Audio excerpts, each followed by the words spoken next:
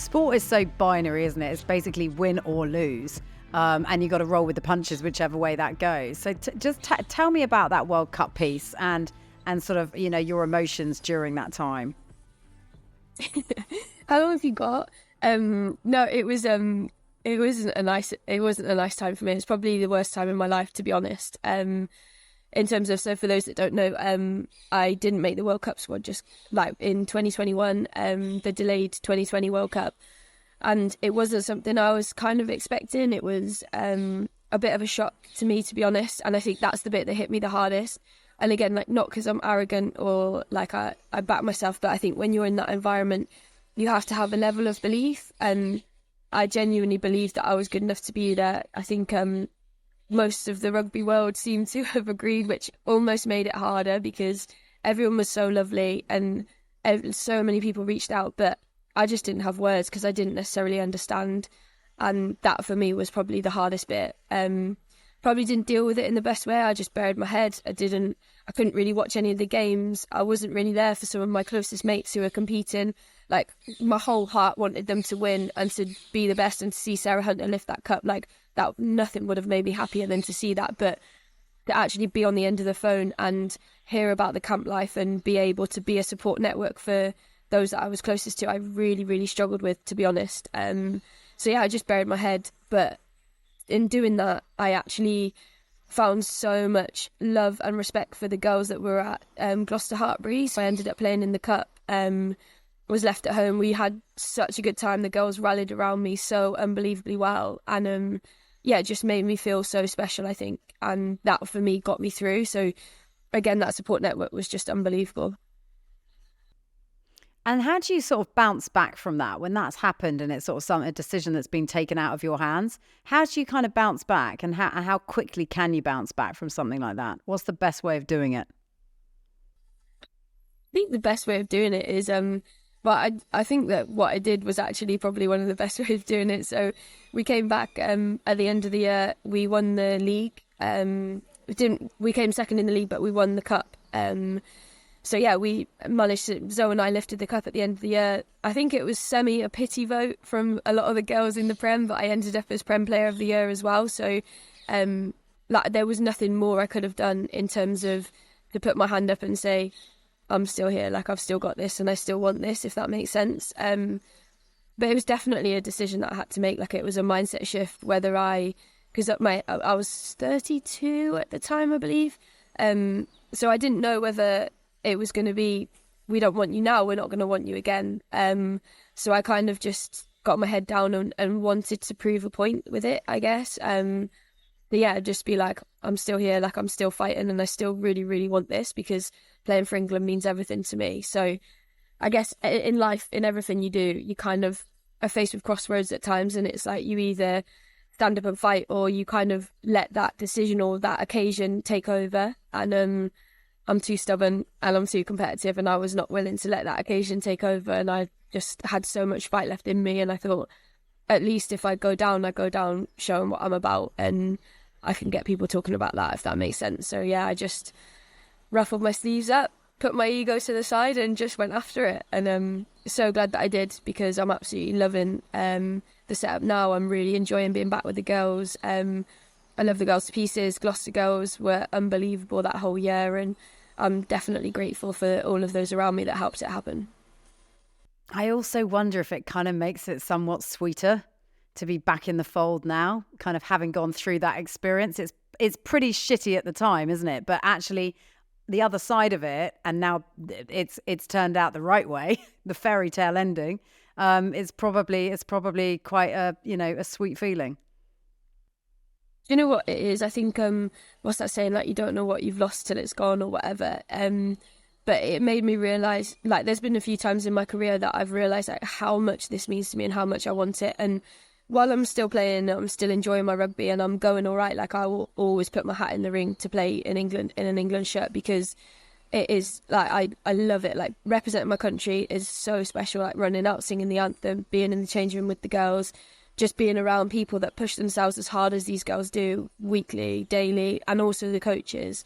It's like, it's an unbelievable feeling. And yeah, it's definitely sweeter. Like when we were out in New Zealand, we obviously went back out to New Zealand for WXV, and a lot of the girls really struggled because it was back in the place that they'd lost the World Cup, and obviously like facing the world champions in their own backyard and stuff.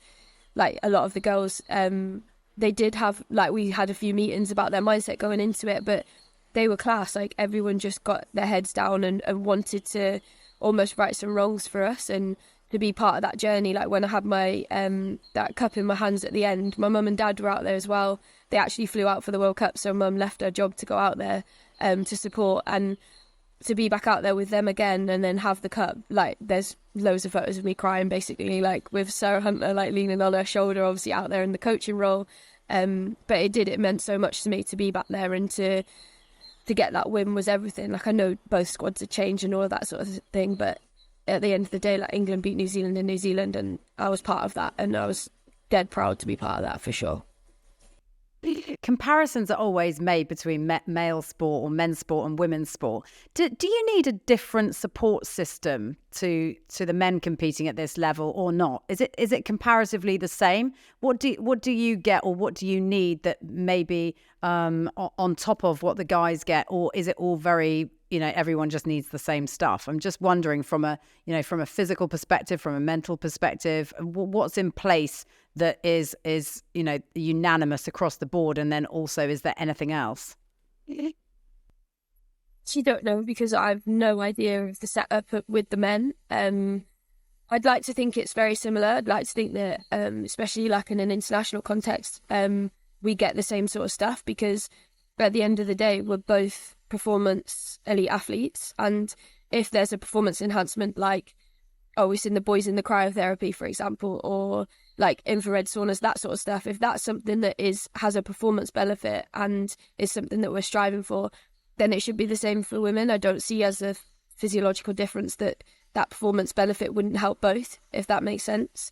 I think there's something to be said for psychologists in sport. I think the right psychologist is speaking to the right people that you can open up to and be able to have those conversations, not just when you're rock bottom, not just when you're really struggling, like when to keep yourself in a good mindset and to work through different things is also a massive benefit. But yeah, there's definitely comparisons to have. I don't think that there's a massive difference. Like obviously I've never been around a male environment, so I'm not sure, but I imagine that the mindset piece and being able to come back and go again is very similar. Like if you just take myself and Danny Kerr for example, like our journeys are very similar in terms of coming out of squads, coming back into squads, that sort of thing. Like he's obviously picking on a little bit now, but still playing some unbelievable rugby, and that for me is massive as well. Like I hate when age is brought into it, because if you're still performing at a level where you're one of the best and you're competing with people and you're still doing your job, then I don't think your age is relevant. Until your age becomes relevant, then it's probably not even age, it's when you slow down or when you're not fit enough or anything. That's like a physiological thing. It's nothing, like, to me, age gets bandied about quite a bit. And like it is a joke with the girls, like, oh, the old girls, blah, blah, blah. And I'm like, yeah, fair enough. But at the same time, like, come and catch me. Do you know what I mean? And I think actually, like you say, you and Danny Kerr, it's an interesting one, isn't it? It's a really great, like, lesson to the others not to give up if it does go wrong at any one point for them, because there's always a way back if you're mentally in the game, isn't there? There's always a way you can get yourself back in the mix. It's not just done forever, or it doesn't need to be done forever. There can always be a way forward. 100%. And I think that was the one thing when like previously, the only thing I could control in that moment was how I played the game. Like if I could play to the best of my ability and I could show everyone that I still had it, that's the only thing I can control. I can't control anyone else, how they think about me, what they feel about me, everything else. But the thing that I can do is show up when I'm training, when I'm playing, and do my best. And that was the thing that I went after. And I think it's the same for Danny Kerr. Like, I can't remember the little reel that Oogs did for him was something like he'd been out of the game for 4 years or 6 years from one Six Nations to another. And like, it's just incredible. And genuinely, he inspires me. Like, I think I messaged him the other day just to be like, you inspire me, mate. Like, absolutely class work. But he does, like, it's something to go after, and he's doing it at 37, and that's a few years on me. So I'm like, well, let's keep going. Do you know what I mean? And I've seen it. It's a real life example. Exactly. Like, it's a real life example of that. That's how I feel. Like but I have to be enjoying it. That's the thing. Like if I'm enjoying it, I'm playing better rugby, and that's what I'm going after now. Because I think in my career, that's the bit that I've learned is really important for me to do my best, is that enjoyment element. And I wish I'd done it sooner. I wish I hadn't tried as hard when I was younger, because by trying you tense up, like everything's a bit harder work, and then you get in your own head. Whereas now, if I make a mistake, it's just brushed off, and I'm like, okay, we're here, we're competing, let's go. And that to me is massive. That's just experience, isn't it? And the naivety of youth as well. It's kind of the things that people say to you, oh, what would you tell your younger self? There's so much, but you kind of got to go on your own journey, haven't you? You've got to sort of forge your own path, and there will be mistakes and bad experiences along the way. How much do you think failure has taught you over success? So much. I think you learn so much more from failure. Like when you win, you don't really analyze as hard. Like that's something that I've learned as a coach, as a player, and something that I try and take on in my own journey. Like I will analyze every game the same, whether I win, lose, or draw now, because it's really important. Even if those decisions have come off and you've ended up winning, like were there better things you could have done, or is there something else in it that you can learn from? And also, on the flip of that, I'll go into games thinking, if I was them, how would I try and stop us? And what is it that they're going to come after? Because quite often, especially playing in the Gloucester Hartbury shirt, they're coming after you as the 9, like they're coming after and trying to stop you at source. So yeah, it's massively important. And I think that you learn from failure so much. And I think people shouldn't be scared of failure. I think there's a massive like fear element of failing or putting yourself out there and not quite being good enough. But you will learn so much more from that than you will from going and winning every game, or from holding back and never knowing whether you could have gone that extra bit and stuff. So yeah, it's definitely a lot to be said for that. Have you always been a leader? No, not by name, if that makes sense. So I've not always been a captain. I've not always been somebody that's like, yeah, got the accolade of that sort of thing. But I'd like to think that I've always been someone that people can come to, or that like the way I lead is to try and get the best out of people. So like trying to understand people is the first and most important thing. Like what makes you tick? What is your goal? What is your driver? If you're losing your head, how do I get you back? That sort of thing. But also like trying to get the best out of people. Like the way that we play at Gloucester Hartbury, obviously speaking like that because that's where I lead with Zoe Allcroft, is like nobody's going out to make a mistake. No one ever goes on the pitch and tries to make an error or tries to miss a tackle or tries to knock a ball on. So it's about trying to understand why that's happened and then being able to switch straight out of it and be like, right, what's our next job? Or how do we fix that in the moment? And yeah, that's just kind of how I've always been. I think having that personable approach for me is leading, like making sure that I know people and trying to get the best out of people. That for me is leadership. And I'm fortunate enough that I've grown up around that. Like my mum and grandma are brilliant people. Like they've always brought the best out of us. And that's something that I try and do. But I think I try and do it no matter what title I have or where I sit within a squad. Like I'd like to think every squad I've been part of, hopefully people feel like they can come to me, or I'll try and be the one with the arm around and bring people up, if that makes sense. But yeah, I do enjoy it. Like I enjoy the little micro conversations with the referee. I think a lot of people will see that if they watch me play, or oppositions hate that when they play against me. But it's almost like a game within a game, trying to work out what they're seeing, how they're doing it, and then build that rapport with them so that you can like basically just do what they want from you. Like make sure that you're showing them the pictures that they want, make sure that you're going after the right things, that sort of thing. Yeah, I really do enjoy that. Talk a lot about culture and how you kind of create a culture. Can you create a culture, or is it just something that exists and sort of develops and grows over time? I think it just exists. I'm very much along the line of Sean Lynn with it. I think the more you try and talk about it and force it, the more that it's like not really a culture. It's just like not necessarily words, but something that you just are all living by.